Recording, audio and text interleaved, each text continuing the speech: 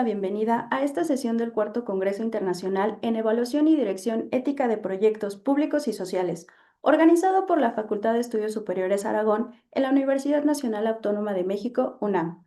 Como cada encuentro, buscamos fomentar el intercambio de ideas y la reflexión sobre temas claves para el desarrollo de proyectos públicos y sociales, fortaleciendo así este espacio de diálogo académico. Los acompaña su servidora, María Guadalupe Arenas García, y me complace conducir este evento. Tenemos el privilegio de contar con la presencia del maestro José Luis Villicaña Soto, profesional con más de 35 años de experiencia en la dirección de proyectos de tecnología y transformación digital, principalmente en instituciones financieras de primer nivel en México como Banamex y Banco Santander. A lo largo de su trayectoria, ha liderado equipos multidisciplinarios en iniciativas estratégicas de alto impacto, orientadas a optimizar costos, mejorar la eficiencia y asegurar la entrega de valor a clientes y usuarios. En el año 2007, obtuvo la certificación Project Management Professional PMP y en el 2019 participó en la preparación e impartición de la materia Transformación de las Operaciones, Gestión Industrial y Modelo de Producción en el ITAM, enfocada en el estudio de la banca en México. Actualmente, impulsa un nuevo propósito profesional como consultor y mentor para pequeñas y medianas empresas, promoviendo proyectos sin burocracia, fundamentado en metodologías ágiles y en el uso responsable de la tecnología. Su visión busca combinar la eficiencia, ética y responsabilidad social, generando resultados sostenibles e impacto positivo en las organizaciones. El maestro José Villicaña nos compartirá el trabajo libre titulado Ética no solo es cumplir la norma en los proyectos públicos y sociales, enmarcado en el eje temático Ética en proyectos tecnológicos y científicos en el sector público. Una reflexión que nos invita a reconocer que la ética en la gestión de proyectos va más allá del cumplimiento normativo, implica asumir la responsabilidad de generar valor social, actuar con integridad y promover una cultura de transparencia que fortalezca la confianza en las instituciones y el impacto positivo de los proyectos públicos y sociales. Estimada audiencia, los invitamos a colocar sus dudas y preguntas en la sección de comentarios. Sin más, cedo la palabra. Hola, buenos días. Gracias, María. Y bueno, debo confesar que cuando me invitaron a participar en el Congreso, en un inicio me costó un poco de trabajo cómo hacer un planteamiento en esta línea temática de la ética en proyectos tecnológicos del sector público. Sin embargo, después de reflexionar y hacer una analogía en las experiencias que he tenido estos años, y también sobre todo en mi experiencia como ciudadano que demanda servicios públicos, he armado este planteamiento, que es el que les presentaré a continuación, y que en esencia de lo que se trata es que la ética no es solo cumplir normatividades, reglamentos, códigos de conducta, incluso valores morales, sino que tenemos que buscar que estos proyectos tecnológicos que se implementen en el sector público o sector social cumplan el impacto final, que es un impacto positivo a los ciudadanos. Y para eso se plantean dos premisas para lograrlo. La primera es que los proyectos deben estar centrados en el ciudadano, es decir, deben estar orientados a mejorar la experiencia del ciudadano con los trámites que lleva a cabo en las instituciones públicas para cualquier servicio que requiera. Y en segundo lugar, es que estos proyectos, después de que ya se plantearon y se pensaron como un beneficio para mejorar la experiencia del ciudadano, se ejecuten con eficiencia y disciplina, de tal manera que aseguremos que estos proyectos se implementan en los tiempos y en los costos que se nos han otorgado, que se nos han asignado, y para que de esta manera hagamos una optimización de los recursos públicos. Al final de cuentas, esos recursos también provienen de los ciudadanos que pagan sus impuestos. Vamos pues a ver cada punto con un poco mayor de detalle. Y el primero es, ¿qué me refiero, perdón, con conceptualizar con enfoque ciudadano? Como dije antes, es que el diseño orientado a mejorar la experiencia ciudadana. ¿Qué esperan los ciudadanos de todos estos trámites? Sobre todo, y no nada más con las instituciones del sector público, estas cosas de aquí también las buscamos como clientes cuando tratamos con una institución financiera, con una institución de telefonía, una institución de streaming, cualquier empresa que dé un servicio público, siempre queremos trámites simples y claros. Queremos que exista una manera de darle un seguimiento puntual y transparente al trámite que estamos llevando a cabo. Que si vamos a una oficina física o hablamos a un contact center o nos metemos en una página web, el servicio que recibamos sea el mismo, haya una consistencia entre los canales. Obviamente lo que anhelamos todos con esta evolución que ha tenido la tecnología estos años es cada vez tener más opciones de autoservicio, que podamos nosotros llevar a cabo nuestros trámites desde donde estemos y por supuesto con menos papel y con mayor digitalización, ¿sí? Y para que esto quede mejor entendido, me gustaría poner los ejemplos de unos casos que me tocó vivir estos últimos meses como ciudadano, ¿no? Que fue donde a partir de eso quise hacer este planteamiento. Y fueron dos trámites que tuve que hacer, mm, de trámites catastrales, uno en la Ciudad de México y otro en la Ciudad de Querétaro. En la Ciudad de México tuve que solicitar cambiar el nombre del propietario en la boleta del predial, el recibo que recibimos cada 2 meses, cada 3 meses.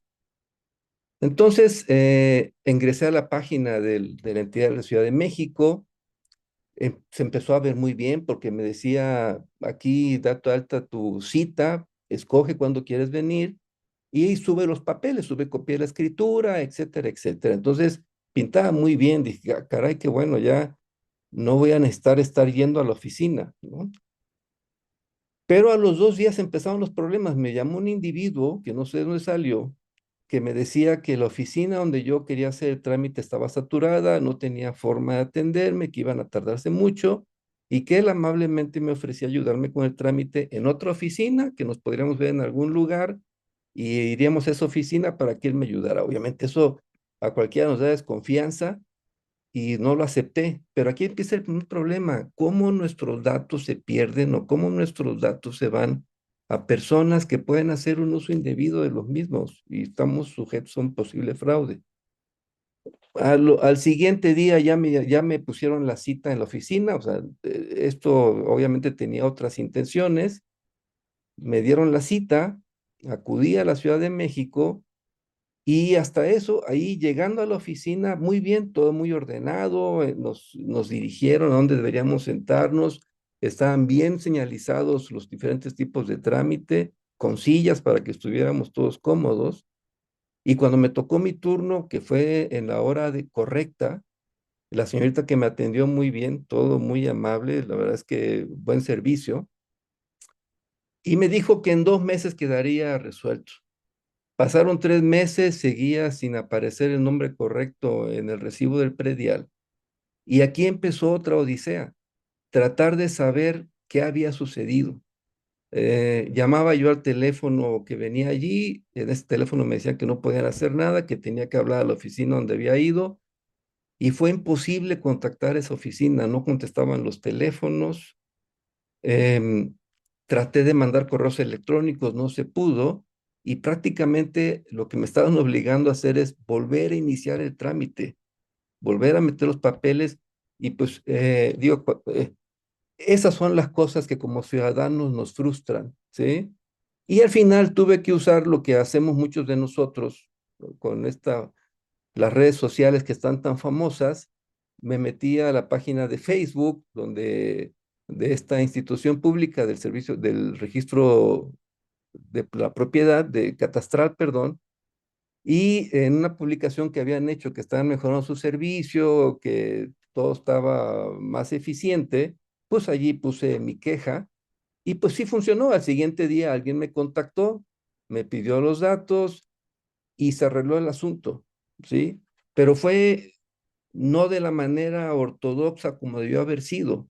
Y esto es cuando es un ejemplo de cuando queremos hacer algo donde parece que ya está digitalizado, que dices, ah, ya subí mis documentos, pero no tienes manera de darle seguimiento a tu trámite, llamas a los diferentes canales que te establecen y no te responden, Y entonces algo que parecía que iba a pintar bien, pues al final no tiene el impacto que esperábamos. Y el otro ejemplo que les quiero poner es un trámite que hice aquí en la ciudad de Querétaro. Cuando terminé de pagar una hipoteca que tenía pendiente, el primer paso, el banco en su página me decía, para poder liberar tu hipoteca tienes que hacer esto y esto, llama primero a este teléfono con esta opción. Así lo hice, me contestó lo que se llama en el contact center en un IBR, que es una especie de robotito que te va diciendo que piques la opción para lo que necesites. Cuando llegué al punto en que tuve que poner mi contrato, pues la grabadora lo que decía, este contrato no está activo y no te podemos atender. Lo hice, lo intenté 3 veces pensando que había hecho algo mal. Y pues no, no, otro mal diseño. Y esto en una institución privada, ¿eh? El hecho de que si está dicho que hay una opción para que puedas liberar tu hipoteca, pues a alguien no se le ocurrió pensar que cuando pagas tu hipoteca ya no queda activa, pues queda liquidada, ¿sí? Y por eso le decía, no solamente pasa en el sector público, pasa en el sector privado. Al final pude contactar a un ser humano que ya me dijo lo que tenía que mandar al banco y uno de los requisitos tenía que conseguirlo con el Instituto Catastral del Gobierno del Estado. Y dije, aquí empieza otra pesadilla. Me ingresé a la página del instituto aquí en Querétaro y qué sorpresa. La verdad es que me pidieron darme de alta como usuario, me pidieron que subiera mi copia del INE digitalizada, que diera todos los datos. Ya posteriormente que me registraron con el CURP y todo, me dieron los trámites que se podían hacer, identifiqué el que yo necesitaba, empecé a meter los datos, me pusieron un plan de los terrenos de acá, de toda la zona, para que yo señalara el folio de la boleta predial. Al fin, me dijeron cuánto tenía que pagar, ¿sí? Aquí sí había un costo, pero eso, cuando dices sí lo pago, pues con el servicio que estoy recibiendo, me transfirieron a la máquina, a la página del banco que tenía que hacerlo y al final me dieron un folio con el cual darle seguimiento a mi trámite en la misma página. No tuve que pararme a la oficina, todo fue digitalizado con todos los elementos. Quizás no tan simple y claro, porque el hecho de buscar en un mapa no es tan transparente, ¿sí? Pero todo lo demás, el seguimiento, el que tú lo puedas hacer, no tengas que llevar las escrituras, fabuloso, ¿sí? Sin embargo, hubo algo que no funcionó bien. Tenía yo dudas de cómo poner la ubicación del predio y traté de hablar por teléfono y nadie contestó, ¿sí? Entonces, bueno, al final es un asunto menor, pero estos puntos que estoy aquí planteando son los que se requieren para que al final las soluciones que pongamos a los ciudadanos les permitan tener una experiencia satisfactoria. Trámites simples y claros, un seguimiento ágil y transparente, una consistencia entre los canales de atención, más opciones de autoservicio, menos papel y mayor digitalización. Y algo muy importante, luego cuando decimos digitalizar hay que automatizar, es lo primero que luego nos viene a la cabeza. Pero hay algo muy importante en esto, no hay que automatizar los vicios que ya tenemos. Tenemos muchos procesos que vienen de hace muchos años, cuando las cosas eran distintas o había otras políticas y otros procedimientos. Por eso es muy importante, antes de automatizar, tenemos que cuestionarnos. Primero, ¿el proceso sigue siendo necesario? En caso de que sí siga siendo necesario, lo que tenemos que buscar es cómo lo simplifico, cómo lo hago más claro, cómo lo hago más factible de entender, cómo lo hago más sencillo. ¿Sí? Y ya entonces automatizamos. Y cuando ya decidamos digitalizarlo, tenemos que buscar un equilibrio entre tres cosas, que es una especie de triángulo. Son costos, riesgos y calidad. Tenemos que buscar un equilibrio entre esas tres cosas, porque si decidimos que vamos a dar el mejor servicio y la máxima calidad, eso puede provocar que tengamos que hacer una inversión muy importante y que también tengamos que relajar los controles operacionales o los controles de seguridad. Si por el contrario decidimos que queremos hacer tan estricto todo para evitar fraudes raros o cosas que violenten nuestros procesos, eso va a provocar que el lado de la calidad se disminuya y también hay un incremento en los costos. Y al último, si decimos, no, es que lo que quiero es que todo esto sea más barato, quiero que ahorremos dinero y que esto haga más económico mi servicio, pues eso va a ser en detrimento de la calidad que estamos dando y del control de riesgos que apliquemos. ¿Sí? Por eso es que este triángulo de la eficiencia es un equilibrio entre estos tres aspectos. Tenemos que buscar lo mejor de los tres, que sea un costo razonable, que demos una calidad en el servicio que estamos dando mejor de la actual y que los riesgos estén suficientemente controlados. Y por lo tanto, entonces, haciendo un resumen, cuando no hacemos un diseño adecuado pensado en el ciudadano y en mejorar su experiencia, considerando todos los factores que hemos hablado, pues lo que resulta es que lo que implementamos no tiene el impacto social que estamos buscando. No hay una mejora en la productividad, porque también al final no solamente el ciudadano se ve beneficiado, es las oficinas en sí mejoran su productividad y nuestros funcionarios se pueden poner a trabajar en cosas más relevantes que en hacer talachas manuales. Y la productividad del ciudadano también, porque en la Ciudad de México, en cualquier ciudad grande, trasladarse a oficinas y a veces a varias oficinas implica mucha desgaste de tiempo. Obviamente, si lo que hacemos también no funciona, eso implica que los recursos que nos asignaron para llevarlo a cabo no se aprovecharon y hubo un despilfarro, ¿sí? Y al final, lo peor de todo es que los ciudadanos seguimos obligados a múltiples trámites en múltiples oficinas y múltiples canales. Este es el punto de enfoque al ciudadano en los proyectos. Y ahora vamos a platicar del punto 2, que es una disciplina y eficiencia en la ejecución de los proyectos. Porque muchas veces incurrimos en malas prácticas de gestión y aquí he puesto, yo creo que los ejemplos que en base a mi experiencia de todos estos años más nos suceden. No planeamos las dependencias, no tenemos clara la ruta crítica, no tenemos claro cuáles son las dependencias relevantes y esto al final nos lleva a retrasos, porque entonces, como no previmos algo, las cosas empiezan a demorarse y a desviarse de los tiempos. No involucramos a todos los actores claves y por lo tanto, cuando llegamos a necesitar la ayuda de alguien, tenemos resistencia. No delegamos con claridad, ¿sí? Solamente no decimos claramente qué estamos esperando, cuándo lo estamos esperando, cómo lo estamos esperando, y entonces las cosas no salen bien, hay confusión en lo que se trabaja. No se hace un uso eficiente de los recursos, y aquí hablo de recursos económicos, recursos de cómputo, recursos personales, algo muy relevante, no gestionamos los riesgos. Y esto en los proyectos y en nuestra vida también, no gestionamos los riesgos, no evaluamos qué problemas se nos pueden presentar más adelante y por lo tanto no establecemos medidas de mitigación con oportunidad y esto se convierte en crisis. Nos reaccionamos cuando ya tenemos el problema encima. No hacemos una comunicación adecuada y eso provoca desmotivación tanto en el personal que está trabajando en el proyecto como en los patrocinadores y en los demás áreas que tienen que participar.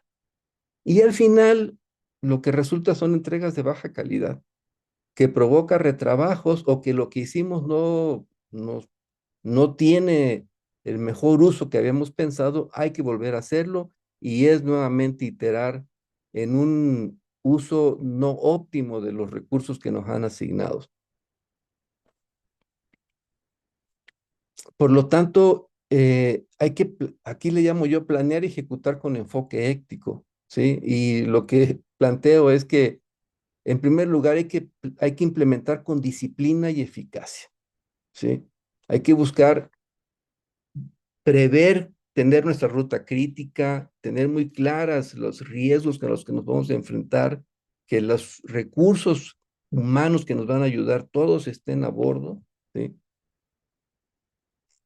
Y además algo muy importante es un uso responsable de la tecnología. Las cosas que hagamos tenemos que pensarlas en el largo plazo, que la solución que estamos haciendo sea escalable, es decir, que si se incrementa la demanda de su servicio, se puedan implementar los mecanismos para que soporte esa demanda, que tengamos los mecanismos para monitorear quién está usándolo, qué está haciendo y así evitar fraudes, que si al rato lo queremos conectar con otras instituciones o con otras plataformas, lo podamos hacer, que esté hecho de tal manera, con una arquitectura, le llamamos, que permita hacer esas conexiones y esa evolución de las plataformas, que tenga los mecanismos para evitar fallos en la aplicación, que haya sido bien probado, es decir, que lo que hagamos sea a largo plazo, que no sea algo que en un año, en unos meses, ya va a estar obsoleto, ya no va a funcionar y es volver a pagar otro desarrollo similar. Al final, todo esto tiene que ver con optimizar los recursos públicos, actuar con responsabilidad, que, porque al final para hacer un proyecto implica eso, los recursos públicos, recursos humanos, recursos materiales, y tenemos que hacer un uso adecuado de estos recursos. Y la manera en que, en base a mi experiencia, es asegurarnos que se implemente con disciplina, que se haga un uso responsable de la tecnología y esa optimización es estableciendo esquemas de seguimiento y control eficaces. No esquemas, muchas veces, no quiero generalizar, pero las oficinas de proyecto, en lugar de apoyar a los que están ejecutando los proyectos, se dedican a pedir información para generar en 1000 reportes, que lo único que buscan es cumplir con alguna política, que todo se vea bonito, pintarlos, que cuando los muestren todo parezca que va de maravilla, y eso no ayuda en nada al que está ejecutando y tampoco a los que tienen que intervenir para ayudar. Hay que evitar esas burocracias y que no hagamos perder el tiempo a los responsables de hacer los proyectos haciendo en 1000 reportes, es implementar un esquema que permita tanto al responsable del proyecto como a las personas que lo pueden ayudar a resolver problemas, darle un buen seguimiento, de tal manera que pues, la ejecución sea eficaz y eficiente. Por lo tanto, habiendo revisado estas dos premisas de un enfoque al cliente y una ejecución correcta, ¿cuáles son las propuestas que desde el diseño hasta la ejecución tenemos que integrar buenas prácticas, como las he mencionado? Y para asegurarnos de eso, tenemos que combinar un rigor en el seguimiento con una transparencia que permita a todos asegurarse que se está haciendo bien y estén enterados todos los que tienen que estar enterados. Porque al final, como resumen, la ética no es solo cumplir la norma, es también es también eficiencia en la experiencia y experiencia ciudadana, perdón, las dos cosas que hemos visto, y para eso tenemos que gestionar con rigor, porque al final la meta de estos proyectos de tecnología en instituciones públicas es mejorar la confianza y la satisfacción ciudadana. ¿Sí? Este es el planteamiento que he venido a presentarles y con mucho gusto responderé las preguntas que tengan.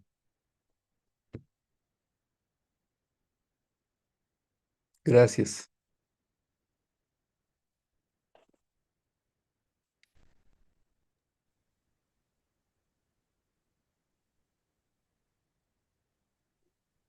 Muchas gracias, maestro José, por su Mm, participación. A continuación, mi compañera Guadalupe Muriño Méndez nos apoyará con la lectura de algunas preguntas. Muy Adelante. bien. Buenas tardes. En su experiencia Hola. como ciudadano, ¿Cuáles son los proyectos tecnológicos que realmente han mejorado la experiencia del ciudadano y que pueden servir como referente para los futuros profesionales? Fíjate que yo creo que uno, en la Ciudad de México, bueno, y voy a poner de los dos lados para que esto sea apolítico. En la Ciudad de México me gusta mucho esa aplicación que han hecho que se llama Sin Papel. No sé si ya la han usado ustedes, pero ahí tú puedes descargar recibos de diferentes servicios públicos. El predial, creo que el agua, eso está maravilloso. Ya no tienes que estar yendo a las oficinas a pedir una copia, ¿sí? Yo creo que ese es un ejemplo y yo creo que sí se está haciendo un ejercicio serio de digitalización. Hay que, hay que irlo mejorando y cuidando todos los aspectos que hemos hablado, ¿sí? Que hay que, desde que empiezas hasta que terminas el trámite, porque el seguimiento es donde luego los proyectos flaquean, ¿sí? Y los otros que me gustan, que he usado yo en Querétaro es para efectos de emplacamiento, este último que les platiqué, de todo lo que tiene que ver con trámites catastrales, que me parece, digo, no he usado todos, pero me parece que están bien pensados, que están pensados para que mejorar la productividad y la satisfacción del ciudadano y hacer los trámites más sencillos, ¿no? Hay cosas que mejorar también, ¿sí? Eso de poner teléfonos o de poner chatbots que nadie responde, solamente genera confusión. Profesor, otra pregunta. Sí, Respecto a la que comentaba del manejo de los datos personales, ¿cómo cree que podía mejorar en este caso las instituciones o el gobierno en el manejo de esta información? fíjate que es algo complicado porque pasa igual en instituciones privadas, ¿eh? Yo creo que ustedes también han sido a veces víctimas de intentos de fraude y dices, sí, ¿cómo supieron en tal entidad financiera de mis datos, ¿no? Eh, es algo, es por eso es importante esto que comentaba yo de tener pistas de auditoría, se le llama, ¿sí? Por un lado, los controles de seguridad robustos, digo, ahora no sé si cuando usas una institución financiera, siempre cuando haces un pago, te piden que además pongas un token desde tu aplicación, eso ayuda mucho a que alguien esté haciendo, ¿no? Evitar que alguien haga mal uso de de tus cuentas. Y sobre todo también las pistas de auditoría, es decir, que tú puedas saber quién ingresó, qué hizo, cuándo lo hizo, porque eso ayuda a saber quiénes están queriendo hacer actividades que no corresponden a su función, hablando tanto de empresas privadas como públicas. Y eso hace que sea más difícil querer implementar un mal uso de tus datos. Y las pistas de auditoría ayudan mucho para poder hacer un análisis forense de lo que sucedió y quién, quiénes fueron los que lo hicieron. Y por eso me refiero, perdona, que cuando hagamos un proyecto tecnológico hay que pensar en todo eso. Son cosas que esto es como los servicios de cañerías y de tuberías que luego dices, oye, pues es que eso no lo ven los ciudadanos, ¿no? Pero pues es muy importante porque cuando algo se inunda es donde te das cuenta que algo no está bien hecho. Pues aquí también, cuando hay un hacker que entró o una persona de adentro, porque muchos de los fraudes, digo, siempre oímos de los hackers, pero muchos de los fraudes son cometidos por personal interno. Entonces, tener esa capacidad de hacer esos análisis forenses, se llaman, eso ayuda mucho a desmotivar el querer hacer acciones ilícitas, ¿sí? Gracias. La siguiente pregunta. ¿Quiénes son responsables de las malas prácticas que nos comentaba, como delegar sin claridad, uso ineficiente de los recursos y cómo podemos mitigarlas? Obviamente, pues el principal responsable es el líder del proyecto, ¿sí? Eh, y bueno, no nomás el líder del proyecto, cuando yo creo que ya está cambiando mucho eso de que todo es responsable, porque siempre cuando haces un proyecto tecnológico, decimos, el líder, quién va a ser de tecnología que lidere este proyecto? Y entonces la responsabilidad queda en tecnología. Cada vez hay más una tendencia a que el responsable del proyecto es el responsable del negocio al que le estás haciendo esto. Entonces, por ejemplo, en los ejemplos que yo les puse, el responsable debería de ser el gerente o el directivo o la persona que seleccionen dentro de la oficina catastral de hacerse cargo del proyecto. Porque si toda la responsabilidad se la dejas al líder tecnológico, pues el líder tecnológico no necesariamente tiene la claridad de quién lo va a usar o qué, si está bien diseñado el proyecto, ¿sí? Y al final al líder tecnológico le estás dando recursos para que él ejecute. El responsable debiera ser bueno, en las oficinas decíamos en el negocio, en bancos, el área de negocio, en las instituciones públicas debería ser el responsable de la oficina pública encargada de dar un determinado trámite, porque eso va a ayudar a que de veras el proyecto salga, a eliminar resistencias, a que los que están ejecutando el proyecto cuenten con los recursos necesarios, le va a ayudar a resolver problemas con otras áreas. Es muy poderoso cuando el responsable del proyecto no es alguien nomás de tecnología, sino de la oficina para la cual estás haciendo el proyecto. Eso le da mucho poder, ¿sí? Le da mucho poder para que se puedan derribar obstáculos y problemas. Entonces, el responsable debe estar en la oficina y obviamente con el apoyo de las áreas de tecnología que tienen que ejecutar. Vamos a llamarle, debiera haber un líder de negocio y un líder tecnológico. Y el líder de negocio debería ser el jefe en ese momento, no digo que orgánicamente, sino funcionalmente, él es el jefe del líder tecnológico. Pues con ¿Sí? esto damos por concluida la sesión. En nombre de la Muy bien. Universidad Nacional Autónoma de México, la Facultad de Estudios Superiores Aragón, el Centro de Actualización y Capacitación Profesional Los Galeana, el comité organizador y nuestros patrocinadores, le agradecemos al maestro José Villicaña por su valiosa participación, a todos ustedes por su asistencia y les invitamos a que sigan el Congreso en nuestras diferentes redes sociales. Los esperamos en las siguientes actividades. Buen día a todos.